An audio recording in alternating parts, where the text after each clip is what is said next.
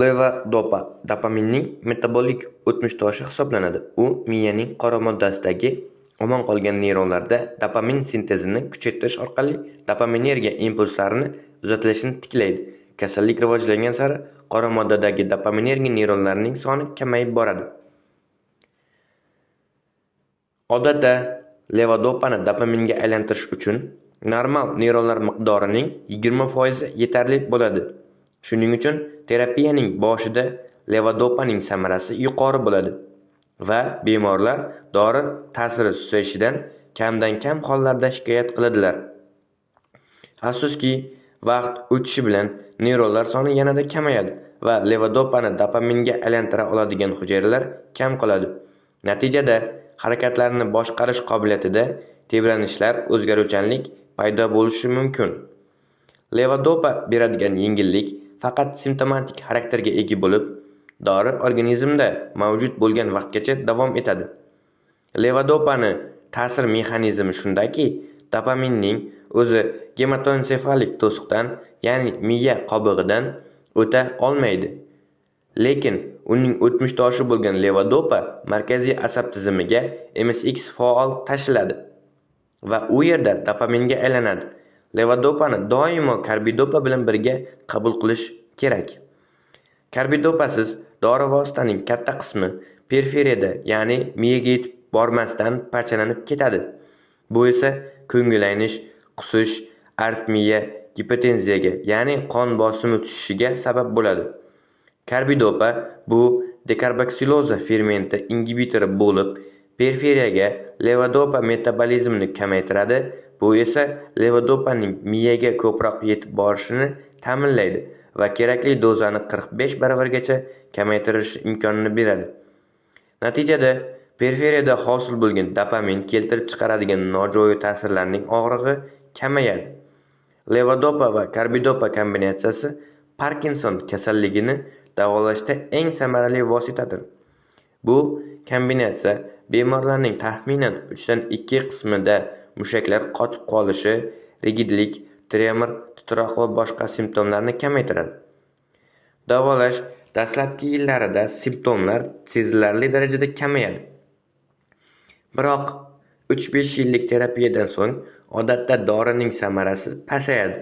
Dorini qabul qilishni to'xtatish asta-sekin amalga oshirilishi kerak. Preparat ingichka chekdan tez so'riladi. Levodopaning yarim parchalanish davri juda ham qisqa hisoblanadi. U 1-2 soatni tashkil qiladi. Bu esa plazmadagi dori konsentratsiyasining o'zgarib turishiga sabab bo'ladi. Bu o'zgarishlar harakatlanish qobiliyatining barqarorligi bo'lmasligiga olib keladi. Shuningdek, yoqish-o'chirish on-off fenomeni rivojlanishi mumkin. Bunda bemor to'satdan harakat qilish qobiliyatini yo'qotadi va qotib qoladi. Bunday holat teskari, ya'ni ani-reaksiya hisoblanadi. Boshqarilayotgan obyekt ko'zga ko'rinmaydi. Ovqatlanish, ayniqsa oqsilga boy mahsulotlar levodopani miyaga tashilishiga to'sqinlik qilishi mumkin. Shu sababli levodopani odatda ovqatdan 30 daqiqa oldin och qoringa ichish tavsiya etiladi.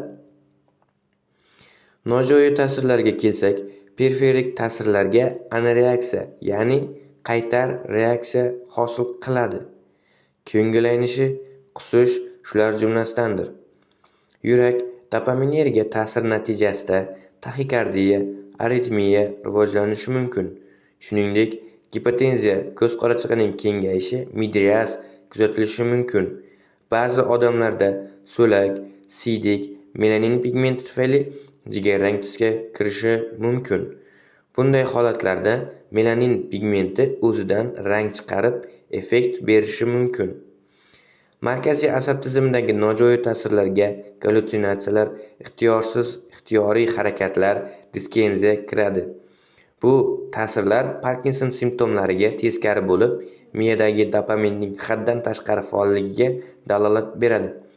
Shuningdek, kayfiyat o'zgarishi, depressiya, psixoz ham kuzatilishi mumkin. Vitamin B6 piridoksin levodopaning periferik parchalanishini kuchaytiradi va uning samarasini kamaytiradi. Levodopani MAO ingibitori, masalan, fenilzin bilan birga qo'llash gipertonik krizga, qon bosimining keskin ko'tarilishiga sabab bo'lishi mumkin. Shuning uchun ularning birga qo'llash taqiqlanadi. Psixoz bilan og'rigan bemorlarda levodopa simptomlarini og'irlashtirishi mumkin.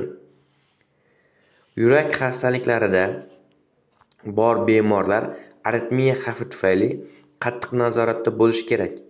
Antipsixotik dorilar odatda Parkinson kasalligida tavsiya etilmaydi, chunki ular dopamin retseptorlarini bloklab, kasallikni kuchaytiradi. Biroq kevetapin yoki klozapin kabi dorilar kichik dozada bersagina levodopa keltirib chiqaradigan psixozni davolashda ishlatilishi mumkin. Ayrim sabablarga ko'ra, psixozni davolashda levodopa ya'ni bloklash orqali impuls hosil qilish ham mumkin.